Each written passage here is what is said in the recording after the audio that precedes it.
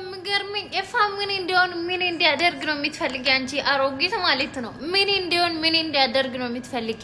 አሁን ከሩታ ጎን ስለሆነ ምናምን ተናደርሽ፣ ተቃጠልሽ፣ ቅጥል ይበይ። ከሩታ ጎን ላይ ነው ኤፋ ማለት ነው። ኤፋ ሁሉም ነገር ያውቃል ብለን ብዙ ጊዜ ነግረናል። ሁሉም ነገር ያውቃል። አስተዋይ ልጁ አስተዋይ እንደ አብርሃም ለሴት ልጅ የሚያለቅስ ልጅ አይደለም። እንደ አብርሃም በሱ ጭንቅላት የሚመራ አይደለም። በራሱ ጭንቅላት የሚመራ ትልቅ ልጅ ነው። አስተዋይ ልጅ ነው ብላ ከአንቺ ማታቂ ከሆነ እንደምናው አስተያየት እየነገረንልሽ ነው።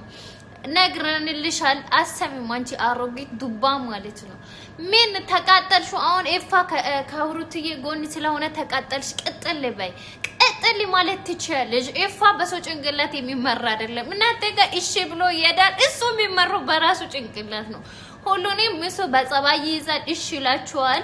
ራሱ የሚመራው እናንተን እኮ ሁላችንም ማናደድ ይችላል። ኤፋና ኤፋ ብቻ ነው። ቅጥል እኮ ነው የሚያረጋችሁ።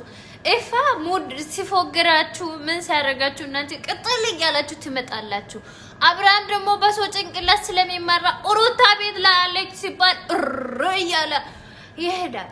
እዛ ቤት ነው ሲባል እያለ ይሄዳል።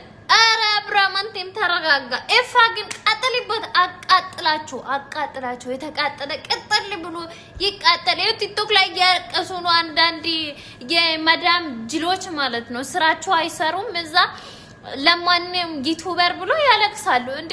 ምን በእናችሁ እናንተ ቲክቶክ ላይ በቪዲዮ ወጣችሁ የምታለቅሱ ጉዳይ ምን ታውቃላችሁ? ጠፍች ታውቃላችሁ? እነሱ ቪዲዮ እየሰሩ እንደሆነ ቫይራል ላይ እንዲወጣ እንደዚህ እየሆኑ እንደሆነ በምን ታውቃላችሁ? አውርታችኋል? ተገናኝታችኋል? በስልክ ታውቃላችሁ ወይ ትገናኛላችሁ? እንዴት ነው የሚያክል